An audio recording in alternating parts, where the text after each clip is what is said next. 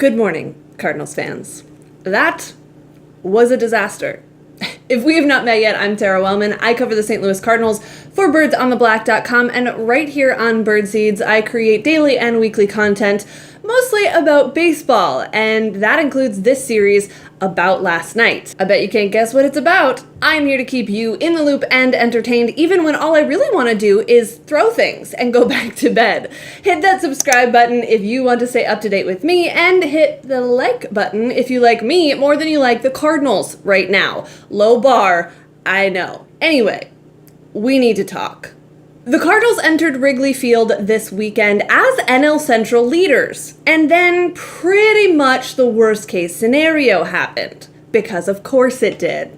Now, I missed a couple of games in the series because of work travel, but spoiler alert, they lost. One via the first shutout of the season, another via more untimely opponent home runs. Although, is there ever really a timely opponent home run? Not the point. And then last night happened, on national television no less. Adam Wainwright on the mound against Jose Quintana on Sunday Night Baseball, trying to not get swept by the rival Cubs. And for a while, things didn't look totally hopeless. Again, low bar. Though the Cubs struck first on a Wilson Contreras solo homer in the second inning, Waino and the Birds put up zeros in the next two innings. Like, defensive and offensive zeros, because the Cardinals could not capitalize against Quintana.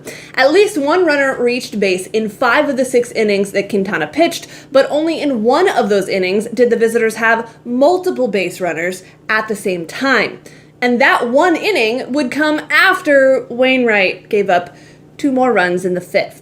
So down 3-0, the Cardinals finally showed some life in the 6th with back-to-back singles by Paul DeJong and Marcell Ozuna. And then with 2 outs, a double high off the outfield wall for Yadier Molina pushed 2 runs across.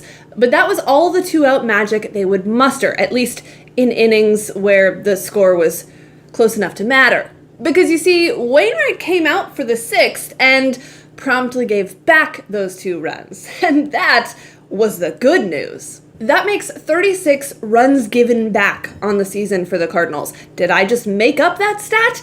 Kind of, yes. It's a thing I've been tracking the last couple of years, and it's essentially just the number of runs allowed in the half inning immediately following scoring runs. So, to clarify, runs scored in the top of the 6th, runs allowed in the bottom of the 6th. 36 so far on the year, which means absolutely nothing without additional context, like what the result of the game was, if the lead changed, and how other teams compare in the runs given back category. I have not calculated all the rest of those numbers, so I'm presenting you a counting stat that doesn't mean a lot, except that I pull my hair out a little bit more every time it happens. You're welcome. As for Wainwright, though, the outing was fine.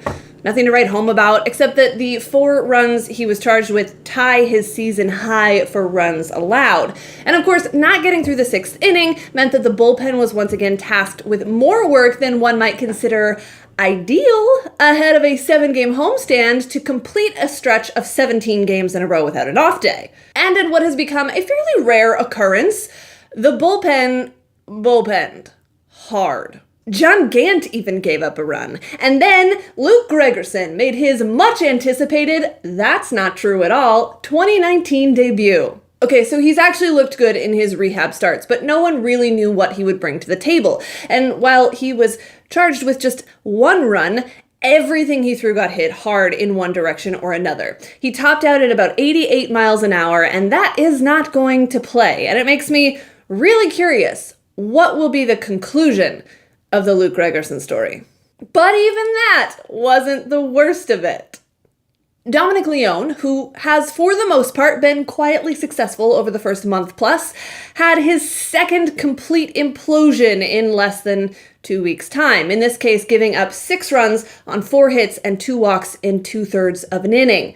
A Chris Bryant grand slam, the second Cubs grand slam in as many days, really emphasized the painful weekend, and Giovanni Gallegos had to come in to clean up the inning. Good thing they didn't send him down for Gregerson, eh? Leone seems to believe that there's nothing physically wrong, but as one of the few Cardinals bubble relievers that has options left, he could find himself in Memphis sooner rather than later to work out whatever mechanical issues have suddenly gone so wrong.